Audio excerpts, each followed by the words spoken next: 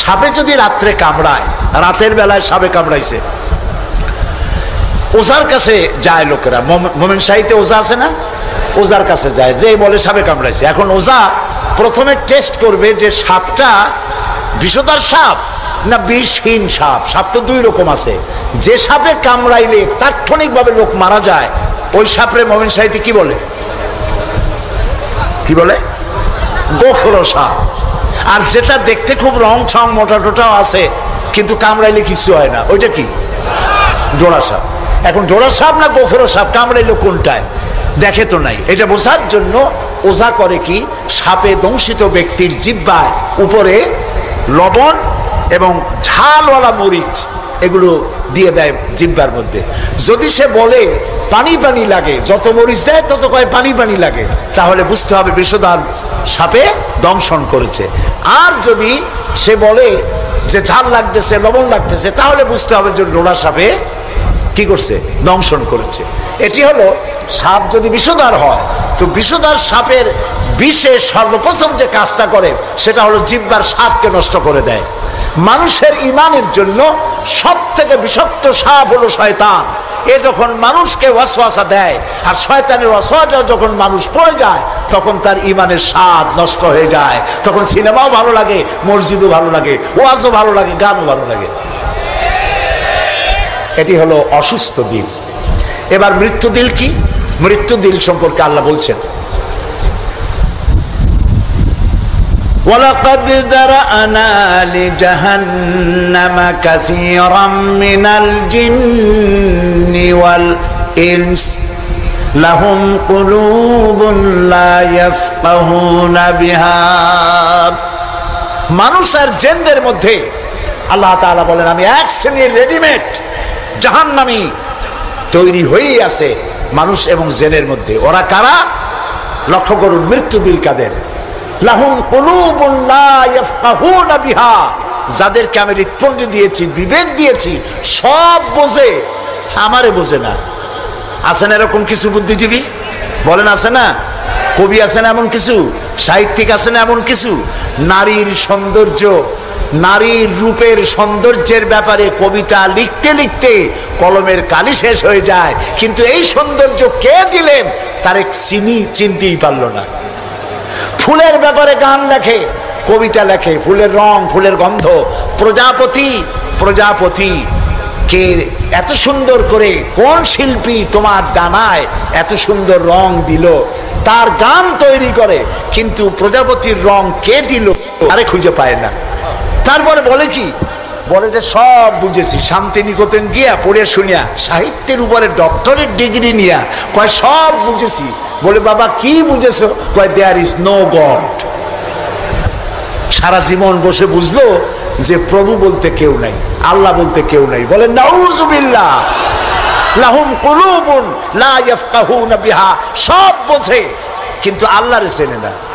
নিজের শরীরটা দেখে, আল্লাহরে খুঁজে পায় না। আহারে, তুমি তো তোমার শরীরটা দিয়েই আল্লাহরে চিনতে পারো। সুবহানাল্লাহ বলে।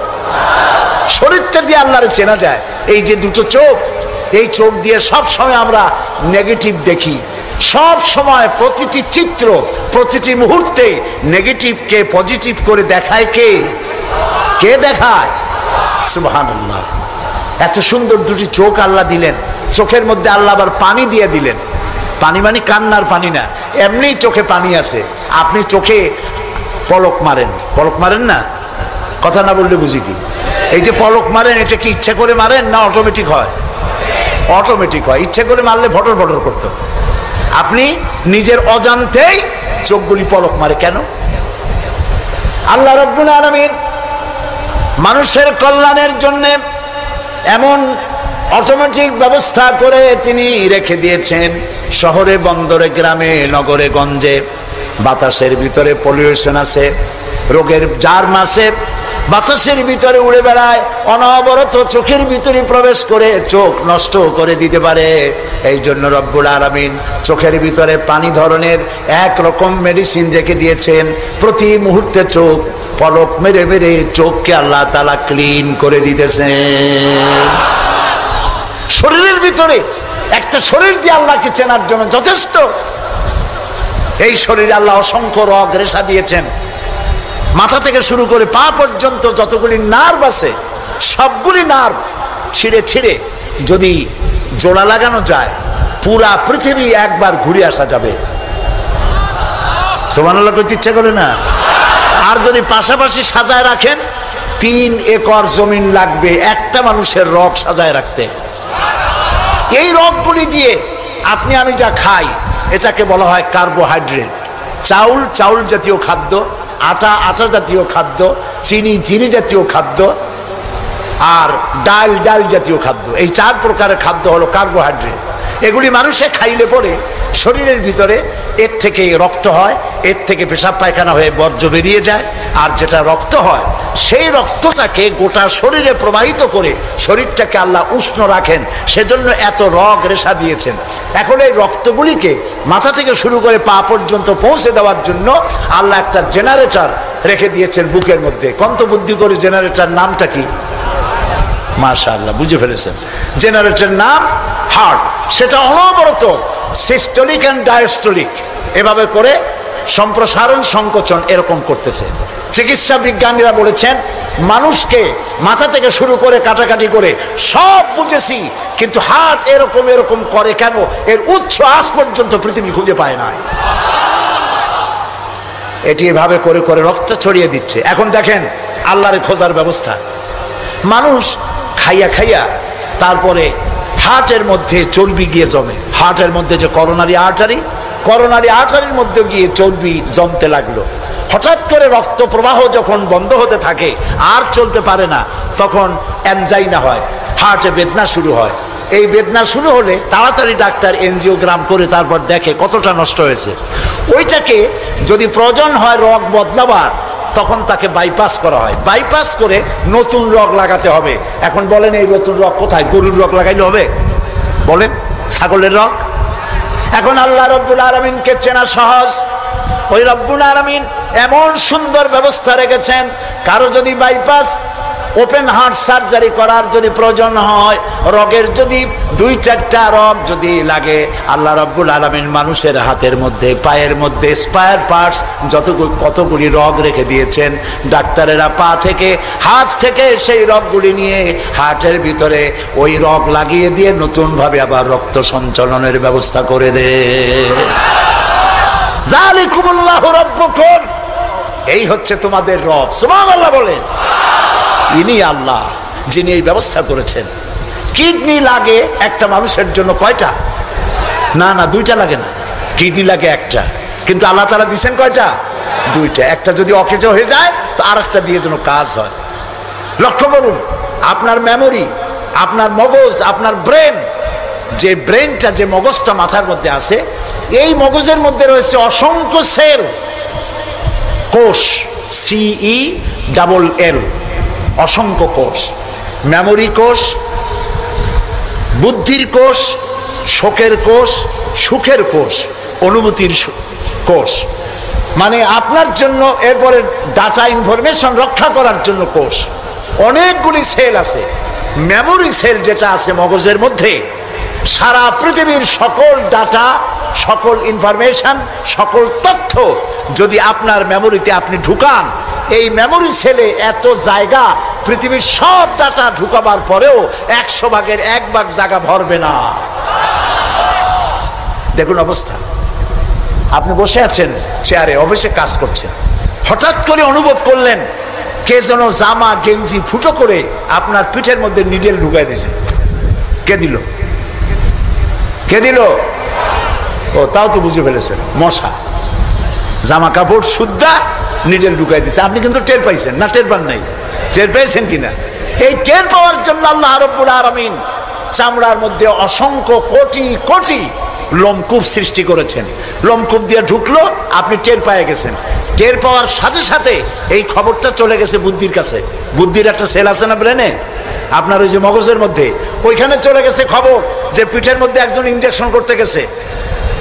বুদ্ধির সেল সাথে সাথে হাতের উপরে ফ্যাক্স পাঠায় দিয়ে ফ্যাক্স ঠাট করে মেরে দিয়েছে পিঠের উপরে, মশার গোষ্ঠী সাফ হয়ে গেছে। সময় লাগে নাই 1 সেকেন্ডও, সাথে সাথে অ্যাকশন, ডাইরেক্ট অ্যাকশন। সুবহানাল্লাহ। কপালে যদি থাকে আল্লাহরে চিনতে কষ্ট হয় না, আর কপালে না থাকলে শান্তিনিকেতন থেকে পিএইচডি ডিগ্রি করে কাফের হয়ে যায়, মুরতাদ হয়ে যায়, কপাল পুড়ে যায়। এই জন্য অল্পের মধ্যে বুঝতে সহজ, যদি ঈমান থাকে কিসমতে। প্রিয় ভাই সব, আল্লাহ রাব্বুল আলামিন বলছেন লাহুম কুলুবুন লা ইয়াফকাহুনা বিহা, তাদেরকে হৃদয় দিয়েছি, তাদেরকে বিবেক দিয়েছি, সব বুঝলো, আমারে বুঝলো না। তাদের আমি কান দিছি, সব শুনলো, কিন্তু আমার কথা হকের দাওয়াত শুনলো না। চোখ দিলাম, সব দেখলো, কিন্তু সবকিছু দেখে আমারে খুঁজে পাইলো না। এদের অবস্থাটা কি? আল্লাহ রাব্বুল আলামিন বলেন উলাইকা কাল্লানাম, এরা চতুষ্পদ জানোয়ারের মতো।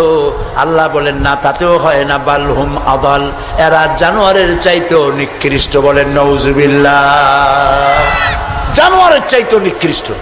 আমি চিন্তা করলাম যে আল্লাহ তাআলা জানোয়ার বলছিলেন, তা তো একটা ঠিক ছিল, জানোয়ার বলেছেন। জানোয়ার কে বললেন?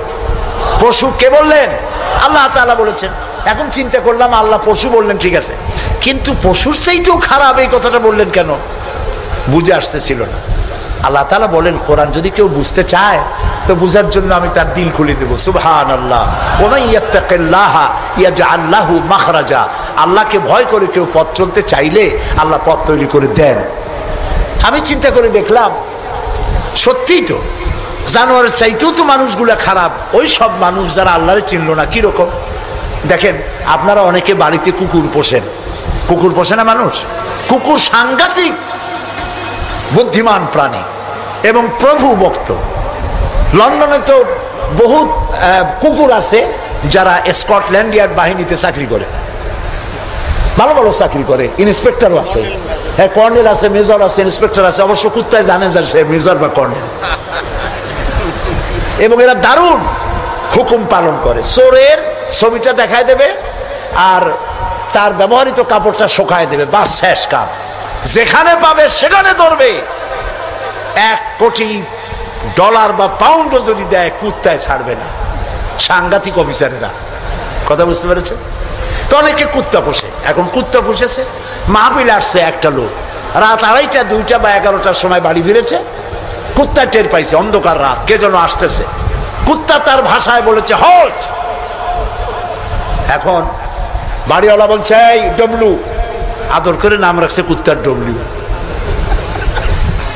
একটা ধমক দিল, কুত্তা গলার আওয়াজ শুনে বুঝে ফেলেছে, কিন্তু কুত্তা গলার আওয়াজ বোঝে না। কুত্তা তো ভালো গরুতেও বুঝে।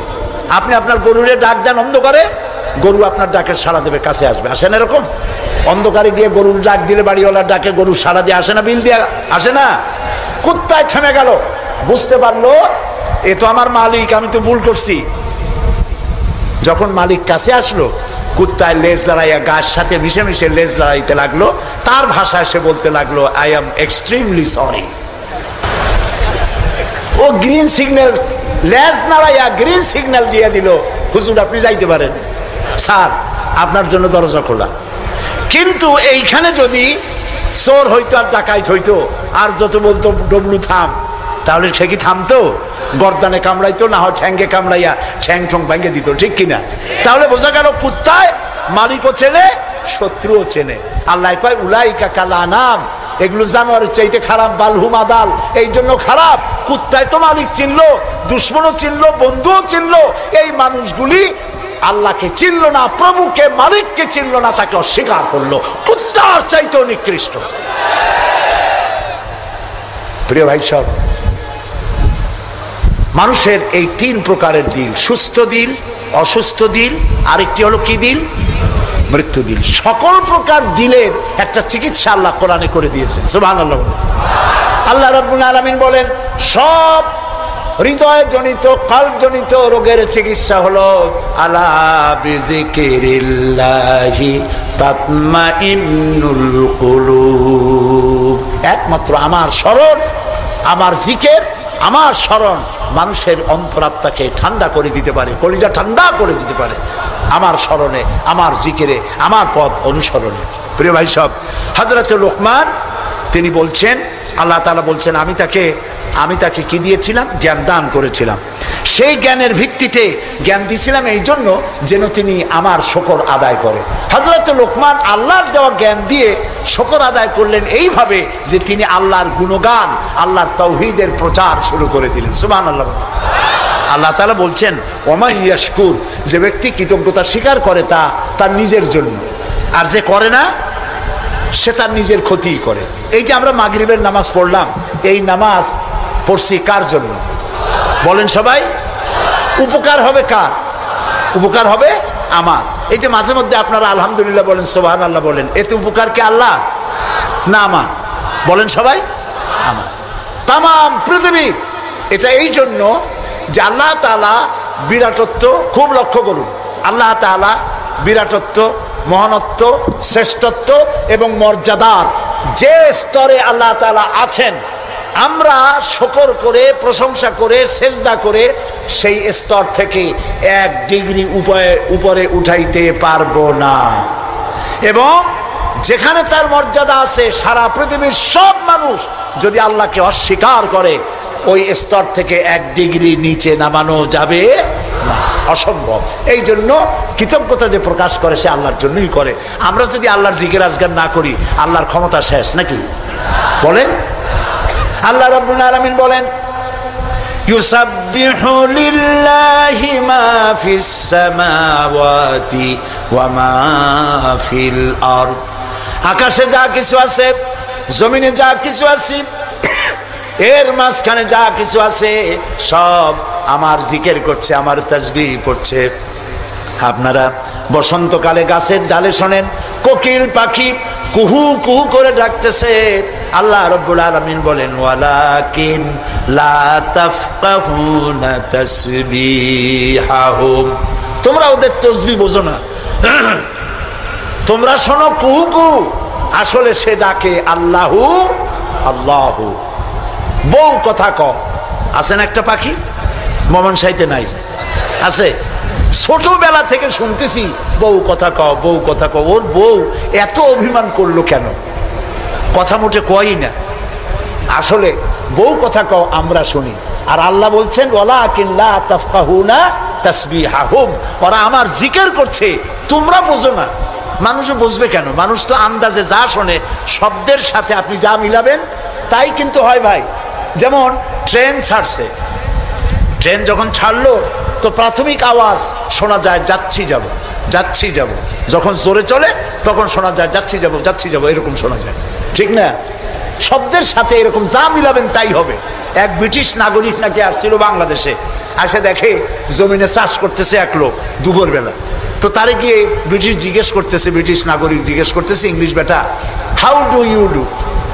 তো কৃষক বলতেছে, আমার বুঝি খাইয়ে খেয়ে কাম নাই, এখন তোমার সাথে আমি এই চাষ ছাড়িয়ে দিয়ে হাডুডু খেলবো, এটা কথা হইলো নাকি? মানে শব্দের সাথে মানুষ যা মিলাইতে চায় তাই মেলে। আল্লাহ তাআলা বলছেন, তোমরা যা শুনতে পাও, পাখিগুলি তার কলকাকলিতে, বাতাস তার শনশন রবে, নদীগুলি তার কুলু কুলু নাদে, পাতাগুলি তার মর্মর শব্দে, যত আওয়াজ শুনতে পাও এগুলি সব নিছক আওয়াজ নয়, সবগুলির ভিতর থেকে আমার জিকির, আমার তাসবিহ হতেছে আল্লাহু আল্লাহু আল্লাহু আল্লাহু। হযরত লোকমান বলেন, আল্লাহ তাআলা শোনাচ্ছেন লোকমানের কথা, وَإِذْ قَالَ لُقْمَانُ لِابْنِهِ وَهُوَ يَعِظُهُ يَا بُنَيَّ لَا تُشْرِكْ بِاللَّهِ। স্মরণ করো সেই সময়ের কথা যখন লোকমান তার ছেলেকে ডেকে বলছেন, ইয়া বুনাইয়া, হে আমার কলিজার টুকরা সন্তান। আপনারা কি শুনতেছেন?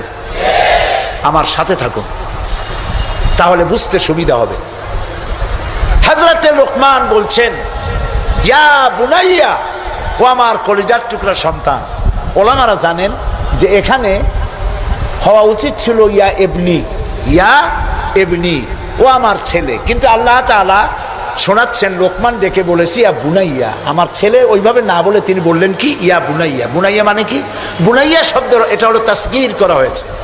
এটা বলা হলো, হে আমার কলিজার টুকরা, নয়নের পুতুলি, বাবা ধন, সোনামণি। সুবহানাল্লাহ বলেন। দাওয়াতের এটি হলো টেকনিক। আপনি যখন ইসলামের দাওয়াত দিবেন তখন আপনাকে দাওয়াত দিতে হবে মিষ্টি ভাবে।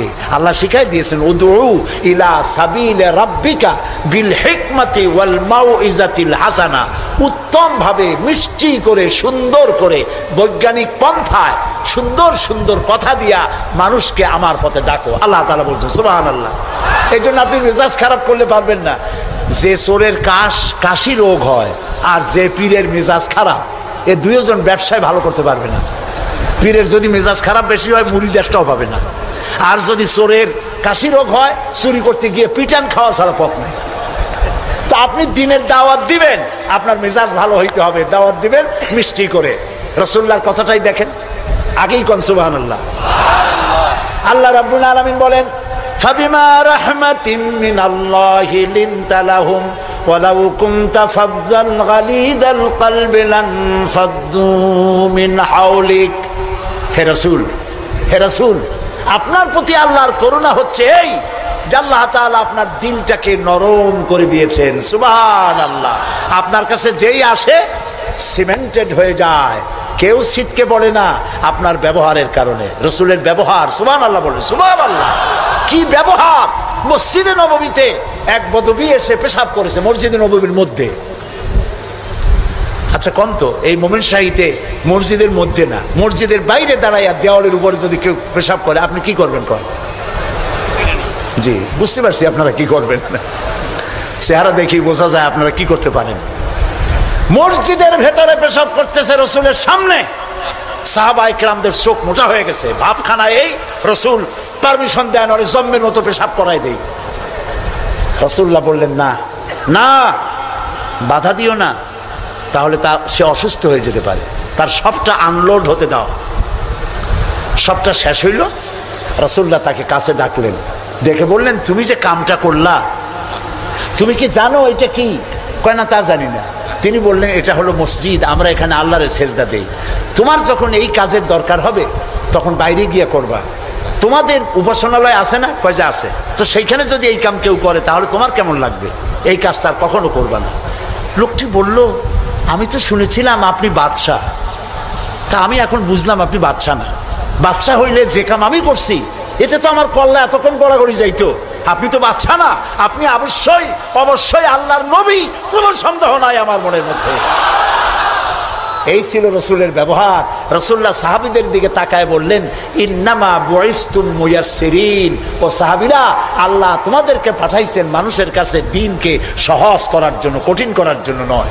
রাসূলুল্লাহ যখন দাওয়াতের লোক পাঠাতেন বলতেন, ইয়াসসিরু ওয়ালা তুআসসিরু, মানুষকে সহজ করে দ্বীন বুঝাও, কঠিন করে বুঝাইও না। বাশশিরু ওয়ালা তুনাফিরু, বেহেশতের খবর দিয়া মানুষকে দ্বীনের পথে ডাকো। জাহান্নাম, এটা করলে জাহান্নাম, সেটা করলে জাহান্নামের ভয় দেখিয়ে মানুষকে দ্বীনের রাস্তা থেকে সরিয়ে দিও না। সুবহানাল্লাহ। এই ছিল রাসূলের ব্যবহার। তাই মানুষকে দাওয়াত দেওয়ার সময় টেকনিকটা, লোকমানের দাওয়াত ছেলের প্রতি আল্লাহ কত পছন্দ করেছেন। তিনি ডেকে বলছেন, ইয়া বুনাইয়া, ও আমার কলিজার টুকরা, আমার বাবা, আপনি নিজে আছে না মোমেন শাহী তেমন বখাটে ছেলে, মাথায় উল্লুকের মতো চুল, হাতে ভাল্লুকের মতো নখ, গলায় সোনার চেন, এরকম মোমেন শাহীতে নাও থাকতে পারে। কিছু পোলাপান আছে মাথায় চুল রাখিয়া একটা কেমন ভাব, তারপরে গলায় মোটা সোনার চেন, পৌষ মাসের শীতেও সামনের 2-3টে বোতাম খুলে থই, লোকেরা যেন বোঝে উনি একখান কিছু ঝুলাইছে। এইরকম ছেলেকে যদি আপনি তো রাগ করে আছেন, ছেলে আপনার কথা শোনে না, যদি ভাত খাওয়ার সময় ডাকেন, সোনামণি, বাবা, কলিজার টুকরা, নয়নের পুতুলি, আব্বু, একটু কাছে আয়। আরে ও যত বড় খারাপ হোক আপনার পায়ের কাছে চলে আসবে। আপনি ওর কপালে একটা চুমা দেন, ওর গালে একটা চুমা দেন। আব্বু, এই যে তুমি জামা কাপড় পরছো এগুলো মাইকেল জ্যাকসনের জন্য শোভা পায়, তুমি রাসূলের উম্মত, মুসলমান মায়ের পেটে আসছো, এটা তোমার জন্য শোভা পায় না। আব্বু, এই কামটা তুমি করো না, আমার অসম্মান হয় সমাজে। এই কথা বললে হাজার রাত ও শোনার চাইতে আপনার এই মধুর ডাকে আপনার ছেলেকে হেদায়েত হতে পারে। হযরতে লোকমান এইটা শিখাইছেন, ইয়া বুনাইয়া, ও আমার কলিজার টুকরা সন্তান। নসিহত শুনে মনে হয় যে ছেলে খুব ছোট, কিন্তু আসলে ছোট না। ছোট ছেলের এত বড় নসিহত করা যায় না। নসিহতের গুরুত্ব বুঝে বোঝা যায় ছেলে ছোট না ছেলে বড়, কিন্তু ডেকেছেন তিনি সোনামণি বলে। যেমন আমাদের দেশে খোকা আছে, গেদা আছে। আমাদের বরিশালে পিরোজপুরে বাচ্চা ছেলেদেরকে আদর করে ডাকে গেদা, আর বেশি আদর করলে কয় গেদু। মোমেন সাহিত্যে কি কয়? খোকা কয় না? খোকা খোকা বা গেদা কিছু বলে তো বাচ্চাদেরকে? গেন্দা। হ্যাঁ গেন্দা, গেন্দা তো আরো মজা। এখন গেন্দা, জি। তো খোকারে ডাক দিল, এই খোকা, গেন্দু, আরে মেহমান আসছে, একটু চাটা নিয়ে আয়। মেহমান মনে করে গেন্দু বুঝি খুব ছোট, গেদা খুব ছোট। গেদা যখন চা নিয়ে আসলো, দেখা গেল গেদা শুধু ছোটই না, শুধু নিজে গেদা না, কয়েক গেদার বাপও। হযরত লোকমান ছেলেকে আবেগ ভরা মন দিয়ে ডাকতেছেন, ইয়া বুনাইয়া, ও আমার কলিজার টুকরা সন্তান, শোনো, লা তুশরিক বিল্লাহ, আল্লাহর সাথে কাউকে শরীক স্থাপন করো না। জোরে বলেন সুবহানাল্লাহ। প্রথম দাওয়া। আমার উচিত ছিল আমার সন্তানকে এই কথা শেখানো যায়, আল্লাহর সাথে শরীক করবা না। ইন্না শিরকা লা যুলমুন আযীম, শিরক হচ্ছে মস্ত বড় জুলম। কে বলেছেন? জুলুম কারে বলে? ওলামারা বুঝবেন। জুলম বলা হয় ওয়াদউস শাই ফি গায়রি মুহাল্লি, যেখানে যে জিনিস রাখার নয় সেইখানে সেই জিনিস রাখার নাম জুলম। যেমন এই টুপি রাখার জায়গা কোথায়? মাথায়। যদি হাঁটুর উপরে থুই তাহলে টুপির উপরে কি করা হলো? জুলুম করা হলো। নৌকা রাখার জায়গা কোথায় বলেন? সেটা যদি রাস্তার উপরে টানায় থই তাহলে নৌকার উপরে কি করা হয়? জুলুম করা হয়। যে জিনিস যেখানে রাখার ওটা সেখানে রাখতে হবে, উল্টা করলে কি হবে? জুলুম হবে। হযরতে লোকমান বলছেন, ইন্না শিরকা লা যুলমুন আযীম, শিরক হচ্ছে মস্ত বড় জুলম। তাহলে শিরকটা কি?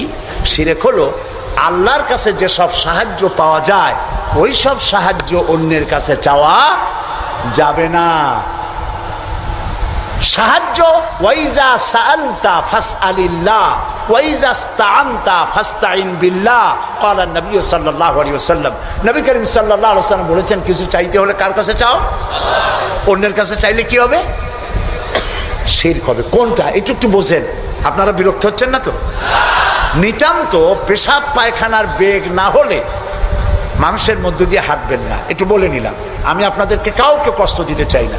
নিতান্ত প্রচন্ড পেশাব পায়খানার চাপ না হলে মানুষের মধ্য দিয়ে হাঁটা ঠিক না। মুসলমানদেরকে কষ্ট দেওয়াও কবিরা গুনার শামিল। তো আল্লাহ তাআলার সঙ্গে